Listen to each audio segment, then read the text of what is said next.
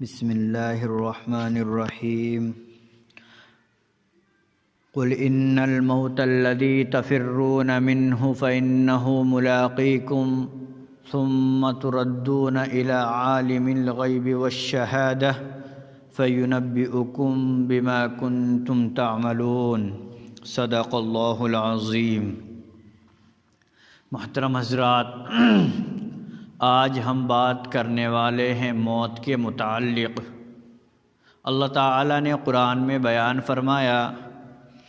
کل نفس ذائقۃ الموت، کہ ہر انسان کو، ہر جاندار چیز کو موت کا ذائقہ چکھنا ہے۔ موت ہر انسان کے لیے، ہر جاندار کے لیے کتنا بھیانک اور کیسا خطرناک لفظ ہے۔ موت سے ہر انسان بھاگتا ہے، بچہ ہو یا جوان، بوڑھا ہو یا بوڑھی، محلوں میں رہنے والا ہو یا کوٹھریوں کا، دیہاتوں کا رہنے والا ہو یا شہروں کا، مسافر ہو یا مقیم،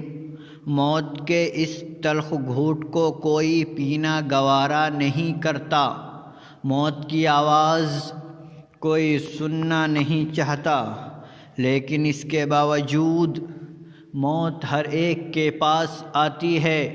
کبھی تو ماں کی گود میں آتی ہے اور ماں کی ممتا کو اجاڑ کر رکھ دیتی ہے، کبھی بھرپور جوانی میں آتی ہے اور ہزاروں کی تمناؤں پر پانی پھیر دیتی ہے، اور کبھی بڑھاپے میں آتی ہے۔ غرض موت ہر ایک کو آنی ہے، بس فرق اتنا ہے کہ آج ہماری، کل تمہاری باری ہے۔ اسی کو اللہ تبارک و تعالی نے قرآن کریم میں بیان فرمایا قل ان الموت الذی تفرون منہ فإنہ ملاقیکم،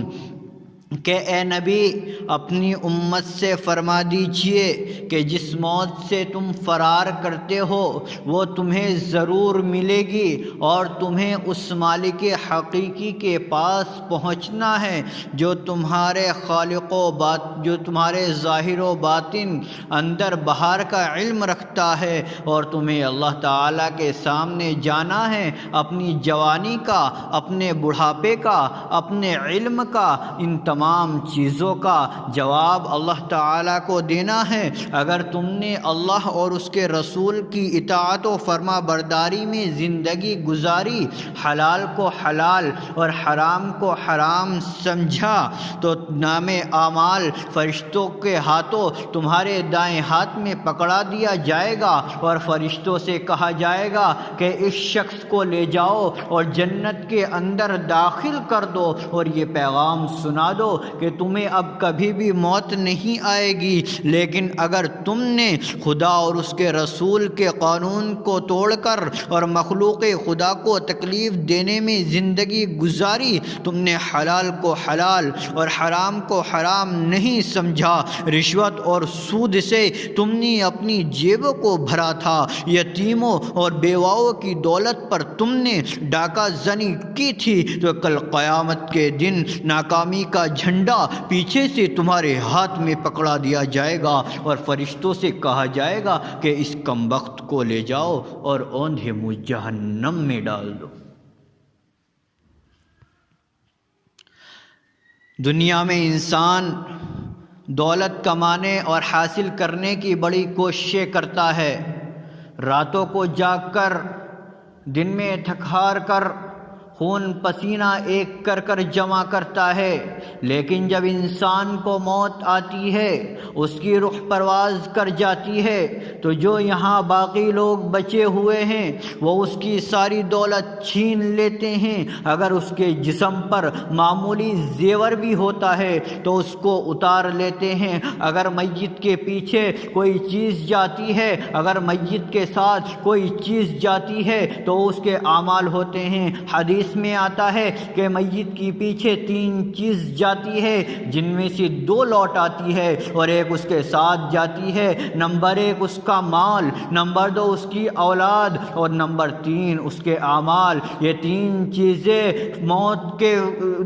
یہ تین چیزیں مردے کے ساتھ جاتی ہے، انسان کے ساتھ جاتی ہے، جن میں سے مال اور اولاد تو واپس آ جاتے ہیں، لیکن اعمال جو ہوتے ہیں وہ اس کے ساتھ رہتے ہیں۔ اب اگر اس نے نیک اعمال کیے ہیں تو جنت کے اندر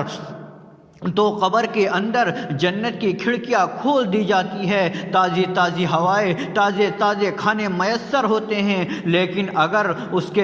کے اعمال برے ہوتے ہیں تو جنت کی نہیں بلکہ دوزخ کی کھڑکیاں اس کی قبر میں کھول دی جاتی ہے، اور قبر اتنی تنگ کر دی جاتی ہے کہ ایک پسلیاں دوسری پسلیوں میں گھس جاتی ہے۔ یہ اس شخص کی سزا ہے جس نے دنیا کے اندر اللہ تبارک و تعالیٰ کی اطاعت نہیں کی ہے، پیارے رسول کی اطاعت نہیں کی ہے، یہ اس شخص کا انجام ہے۔ میرے بھائیوں، اب ہمیں یہ سوچنا ہے کہ وہ عمل جو قبر کی کٹھن گڑھی میں کام آنے والا ہے وہ ہمارے پاس کتنا ہے، اور وہ مال و متاع جو اس مشکل وقت میں ہمارا ساتھ چھوڑ دیں گے وہ ہمارے پاس کتنا ہے،